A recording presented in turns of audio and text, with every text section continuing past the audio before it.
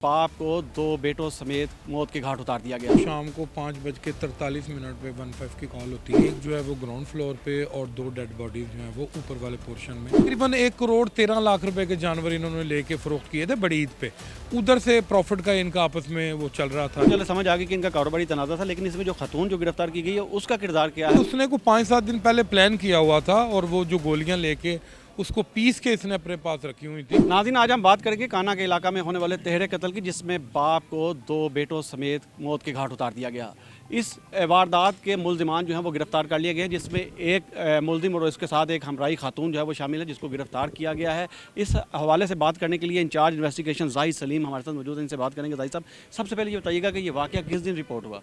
जी, ये 17 तारीख को शाम को 5:43 पे 15 की कॉल होती है कि इस तरह सेंट्रल पार्क एफ ब्लॉक में 3 बंदे जो हमारे हमसाए हैं वो मिसिंग हैं। उस पर ऑपरेशन और इन्वेस्टिगेशन जो टीमें हैं मुतलका हम रश करते हैं। सीनियर हायरार्की भी वहाँ पर आती है, जहाँ देखते हैं कि उस घर के अंदर जब दरवाज़ा खोला जाता है तो 3 बोसीदा हालत में डेड बॉडीज़ मिलती हैं। एक जो है वो ग्राउंड फ्लोर पे और 2 डेड बॉडीज़ जो हैं वो ऊपर वाले पोर्शन में।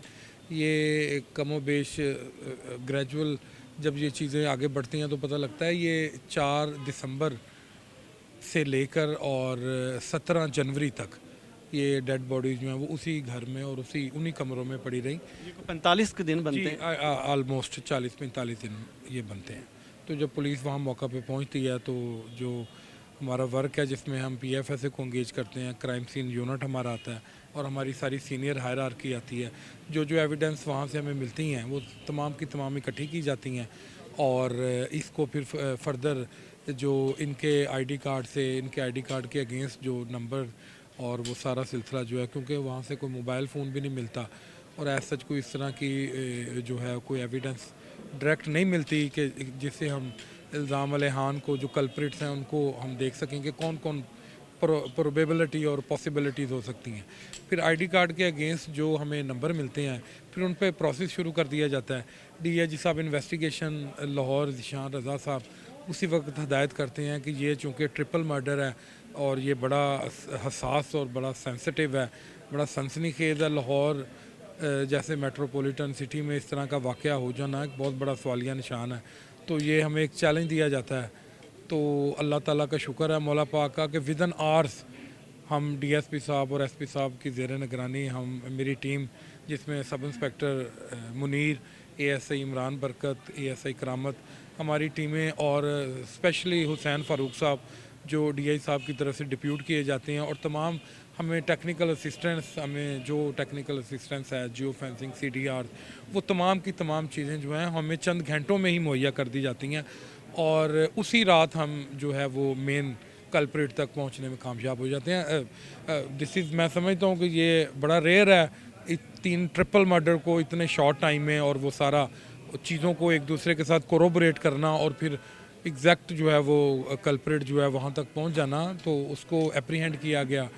उससे तफ्तीश का प्रोसेस जो है वो अमल जारी है। भाई साहब, ये बताएं कि मुल्जिम कौन था और उसके साथ जो हमराई जो खातून जिसको गिरफ्तार किया गया है, उन दोनों का आपस में क्या रिलेशन है? जी, बेसिकली ये जो मुल्ज़म है ना जी, इल्ज़ाम ले जो है जो मेन सस्पेक्ट है हमारा, ये जो मरने वाले लोग हैं नोमान, उसका जो बेटा कामरान है, वो लेबर डिपार्टमेंट 2009 से ये एक कोई इनका डेवलपमेंट प्रोजेक्ट स्कीम थी, प्राइवेट कॉन्ट्रैक्ट था लेबर वालों के साथ 2008-9 से, वो 23 तक चलता रहा। तो ये दोनों जो है ये लेबर डिपार्टमेंट ने हायर किए हुए थे अपने प्राइवेट ऑर्गेनाइजेशन जो चाइल्ड एजुकेशन का जो लेबर का सिस्टम था उसमें ये कुछ 10-12 साल इकट्ठे रहे हैं।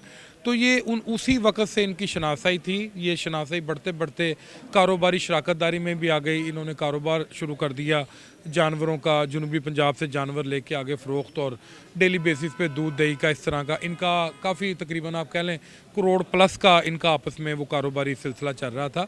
कारोबारी में ही कुछ तनाज़ात खड़ा होना शुरू हो गए। ये इसका जो इल्ज़ाम वाले अक्यूज़ है, मेन सस्पेक्ट है, वो कहता था मेरा प्रिंसिपल अमाउंट जो है उसके साथ जो प्रॉफिट भी बनता है तो ये ज़रा प्रॉफिट उसको कम दे रहा था जो असल मालिक था, जो कामरान है, डिसीज्ड है, जो बाद में मर्डर हुआ। कितनी अमाउंट का था? ये तकरीबन 1 करोड़ 13 लाख रुपए के जानवर इन्होंने लेके फ़रोख्त किए थे बड़ी ईद पे। उधर से प्रॉफिट का इनका आपस में वो चल रहा था, रिफ्ट के वो कम दे रहा था, ये कह रहा था नहीं मुझे ज़्यादा दो, मेरा प्रिंसिपल अमाउंट भी दो, उसके साथ प्रॉफिट भी दो, क्योंकि सारा अकाउंट होल्डर जो है वो कामरान था मरने वाला। तो वो उसने इसको कहा कि मज़ीद हम फर्दर कंटिन्यू करते हैं, तो आप ये रहने दें पैसे मेरे पास। इसने कहा नहीं आप मुझे पैसे दें ताकि मैं आगे भी फिर मज़ीद इसको हम कारोबार उसको प्रोलॉन्ग कर सकें, वाइडन कर सकें, बढ़ा सकें। अच्छा भाई साहब, ये तो चलो समझ आ गई कि इनका कारोबारी तनाज़ा था, लेकिन इसमें जो खतून जो गिरफ्तार की गई है उसका किरदार क्या है? उस हवाले से उसके किरदार पर भी वर्किंग जारी है। तमाम टेक्निकल असिस्टेंस, जियो फेंसिंग, उसकी CDR लोकेशन, वो सारा हम वॉच कर रहे हैं। वो खातून इसके साथ आई है, वो साथ आई है और उसी शाम ही ये वाक़या हुआ है। ये बड़ा अहम है, वो आगे पहले कभी भी नहीं आई, इसी दफ़ा स्पेशली इसके साथ आई है और 3-4 घंटे वहाँ पर रही है। उसी घर में तीनों लोगों को मारा जाता है। तो this is hard to rule out कि उसका कोई वो रोल नहीं हो सकता या कितना रोल है, उसी पे वो सारा सिलसिला भी चल रहा है। अच्छा, अब हमारे देखने वालों को ये भी बताइएगा कि तरीका वारदात क्या था, किस तरह से कत्ल किया? ये मोडस ऑपरेंडी ये था कि इसने कोई 5-7-10 दिन पहले प्लान कर लिया था। इसने एक वो ममनुआ मेडिसन है नींद वाली, इसने वो चूँकि ये खुद हेल्थ से रिलेटेड था, ये उसने ममनुआ गोलियां कहीं से हासिल की, 2-3 पत्ते, तो इसने माइंड मेकअप तो पहले कर लिया था। अब वो सिर्फ प्रॉपर टाइम देखना चाह रहा था कि अगर ये मेरे सीधी तरह नहीं आता, उसको ये भी पता था कि इसके अकाउंट में पैसे भी होते हैं, ये डेलिबरेटली मुझे पैसे नहीं दे रहा, उस तरह मुझे जलील कर रहा है, तंग कर रहा है, इसकी अपनी परसेप्शन थी। इसी ने उस परसेप्शन के तहत ही सारा काम किया। ये आप ये नहीं हम कह सकते कि ये कोई इंस्टेंट है या एब्रप्ट हुआ है, नहीं नहीं, ये बाकायदा प्लान हुआ है। आपका सवाल बड़ा मुनासिब है। ये उसने को 5-7 दिन पहले प्लान किया हुआ था और वो जो गोलियां लेके उसको पीस के इसने अपने पास रखी हुई थी। उस दिन ये स्पेशल जूस लेके गया उनके लिए और इसने मौका मिलते ही उसको जो है वो उनको उसमें डाला है, जूस के अंदर मिक्स किया है बड़ा प्रॉपर, और फिर इनको पिलाया है और बार बार कहता रहा है कि आप जूस थोड़ा पी रहे हैं, आप सारा जूस पिए। अच्छा, ये भी आप बताइएगा कि इसमें जो डेड बॉडीज़ हैं वो 45 दिन तकरीबन एक घर में पड़ी रही, तो किसी इनके लवाहिकीन, इनके साथ कोई ख़वातीन नहीं, कोई फैमिली मेम्बर नहीं जिसने कोई पुलिस को इतला दी हो कि ये फैमिली मेम्बर्स मिसिंग हैं, या 45 दिन तक इनके पीछे कोई नहीं आया? नहीं नहीं, ऐसा नहीं है। हुआ इस तरह के ये बेसिकली टीचर थे नुमान साहब, सरगोदा से इनका ताल्लुक था। ये अपनी एज पूरी करके रिटायर होके कुछ अर्सा उधर रहे और 2021 से ये निजी सोसाइटी में रह रहे थे इधर काना के इलाका में। 2021 से अब तक जो इधर उधर के नेबर्स और वो सारा बताते हैं, वो कहते हैं बड़े खामोश तबाह और अपनी ज़ात में रहने वाले, मर्दम बेजार आप कह सकते हैं, कि वो अपने काम से काम रखने वाले लोग थे। तो उन्होंने उनके जो बड़े भाई हैं वो भी हमारे पास आए हैं, वो कंप्लेनेंट भी हैं इस FIR के। वो कहते हैं कि हमारा इनसे कुछ 4-5 जब से ये लाहौर आए हैं हमारा उस तरह रब्ता नहीं था, बीच में हो जाता था लेकिन उस तरह फ्रीक्वेंट नहीं था, आना जाना भी बड़ा कम था, ये इतना पसंद नहीं करते थे सब कोई। ये नहीं कि अपने फैमिली को, मोहल्ले में भी थोड़ा सा उनका ज़रा था कि वो खामोश तबाह और अकेले रहने वाले वो हैं, लेकिन उनके घर में बहुत सारी किताबें हमने देखी हैं उनके ड्राइंग। इसमें जो निमान साहब थे, उनके जो बेटे थे वो भी जवान थे, क्या दोनों अनमैरिड थे? जी, अभी तक की जो प्रिलिमिनरी वो है उसमें अभी तो चीज़ें जो अभी तक सरफस पे आई हैं वो उनका अनमैरिड का ही पता लग रहा है। मज़ीद प्रोब कर रहे हैं कि ये 40-45 साल के थे तो क्या इनकी अभी शादी नहीं हुई। नुमान साहब की जो मिसिज़ और कामरान और जो इमरान थे उनकी जो वालदा थी वो इसी घर में 1 साल पहले तकरीबन 2025 के अवाइल में ही उनकी वफ़ात हुई थी और अब ये टोटल कुनबा था इनका। अच्छा, अब जाहिर साहब ये भी बताइएगा कि ये बात ठीक है कि जो इसमें मुलजिम है, मरकज़ी मुलजिम रोहेल साबर, वो खुद इस मुकदमे का मुद्दई बनने के लिए थाने आया था? नहीं नहीं, ऐसा नहीं है। बेसिकली चूंकि उसका ही इंटरेक्शन था, उसका इस फैमिली के साथ इंटरेक्शन था, तो ये पुलिस को थोड़ा सा मुश्किल हो रहा था कि इनका कहीं से लवाहिकीन का पता किया जाए। उसको भी जब ज़ाहिर है वो ओवर कॉन्फिडेंट भी था और वो उस रात को भी पता चला कि वो उधर आया है, उसने आके देखा है, वो जो निजी सोसाइटी का दफ्तर है उधर भी वो गया और उसने बताया कि जो इनकी वालदा फौत हुई थी उस वक्त भी मैंने ही सारा लुक आफ्टर किया और अब भी मैं लुक आफ्टर करूँगा। जहाँ तक कंप्लेनेंट या ये वो बात है, ऐसी बात नहीं थी।